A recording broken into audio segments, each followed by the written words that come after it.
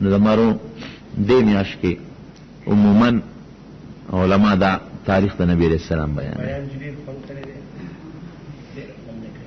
او وخت کم دی کنه حافظ صاحب بله جمعه به ووایم کنه ښه حافظ صاحب یو 10 منټه نور هم خبرې وکړو. نو حقیقت دا دی چې نو په دې بنیاد باندې علما د نبی علیہ السلام مبارک هغه سیرت پاک او هغه تاریخ دا په دې میاشت کې بیانوي. د نبی علیہ السلام مبارک د پیدایش نه مخکې چې لا دنیا ته دوی راغلي هم نو حضرت عبدالمطلب یو خوب لیدو او نبی علیہ السلام فرمایي وي زه د خپل نیکه خوب یم وی اودیمه او د زما د شانه یو غټه اونه جو پیدا شوه هغه اونه زی زی زی اوچتېږي زما را دې شانه څانګې وکړې چې څانګې وکړې بیا هغې پسې میوې وکړلې ګوره ونه شوه څانګې شوې میوې شوې پکې وایي چې میوې مې ولیدلې اوس زه خواله وړې پروت یم زما په شله شانه اوچته شوې ده وایي ما لاس ور اوچت کړ چې یو میوه ترې وشو کوم خو لاس مې ورونه رسېده واپس را پرېوتم دا یو خوب مې ولید. نبی علیہ السلام مبارک فرمایي دا اونه زیمه چې د خپل نیکه د شانه راووتم او د اونې دا څانګې او بیا په هغې کې دا میوې دا زما اسلام دی زما ایمان دی زما مسلمانی دی او زما شریعت دی د عبدالمطلب د شانه راوتم او بیا هغه لاس اوچت که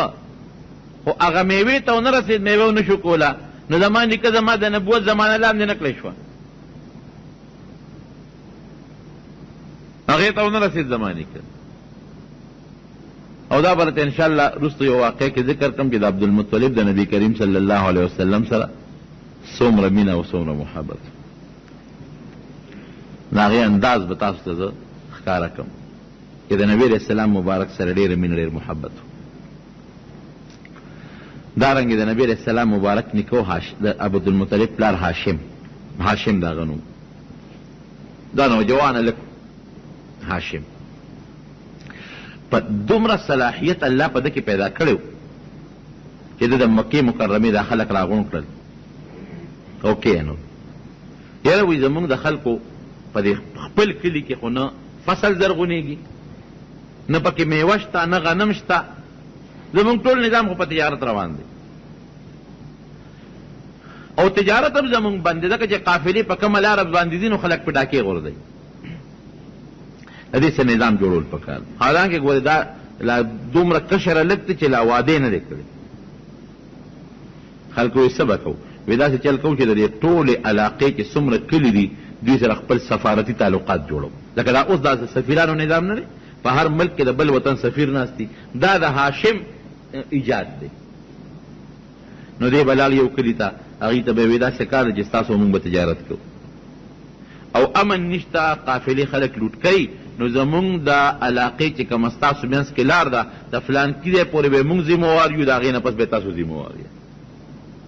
که د هغه ځای نه دې خوا قافله لوټ شو نو مونږ به ذموار یو او که د هغې نه اخوا لوټ شو نو تاسو به ذموار یې هر کلي سره دا معاهده وکړه بس هر کلي والا به خپله لار ساتله ولې چې که د چا په حد کې به قافله لوټ شوه نو قافله خو به د لکونو او د زرګونو سامان به پکې نو بیا به ذموار هغه کلی دا ټول علاقه باندې وګرځېد او خلکو سره دا معاهدې وکړې په دې وجه امن راوست لاړ مدینې شریفې ته د مدینې خلکو سره دا معاهده وکړه چې دا زمونږ او ستاسو د میانس پلانکۍ لاره ده د فلانکۍ علاقې پورې دې ذمواري په تاسو وي او د فلانکۍ پورې په مونږ وي یو بل سره تجارت به کوو او بیا هغې خلکو دې دومره خوښ که د هغې د ده د هوښیارتوب او عقلمندي دومره خوښه شوه چې هغې ولې یو جینۍ په نکاح ورکړه سلما د هغې نوم و سلما تی په نکاح ورکړه د دې وجې نه د نبي علیه السلام د نیکه مور سلما دا د مدینې شریفې وه د بنو النجار د خاندان وه خو دې په هغه جینۍ خو یې راوستله یو عبدالمطلب ته پیدا شو د هغې نه او بیا د هاشم په ځوانۍ کې مړ شو دا چې نبي علیه السلام وایي چې انصار د ما ماخیل دي د مدینې شریفې خلک دی وجنه ورته ماما خیل وي چې د نیکه مور سلما د هغې نوم هغه د مدینې شریفې و. دام د پیغمبر علیه السلام یو برکت و چې دا شرافت او دا عظمت دا رب العالمین د نبی علیه السلام مبارک د نیکه پلار له ورکړه. نور انشاءالله تاریخ د نبی علیه السلام او د هغې چې څه حالات دي آینده جمعه کې به بیان کړو انشاءالله.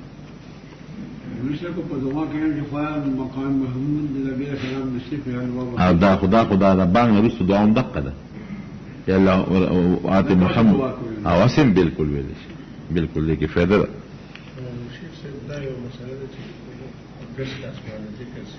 صحیح دی جی ګس لاس او خې کې نشته بهتر خدا را چې سړی په خې لاس کوي خې لاس لږ برکتي غوندې د خې طرف خو که په ګس لاس هم څوک ذکر کوي نو کولی شي.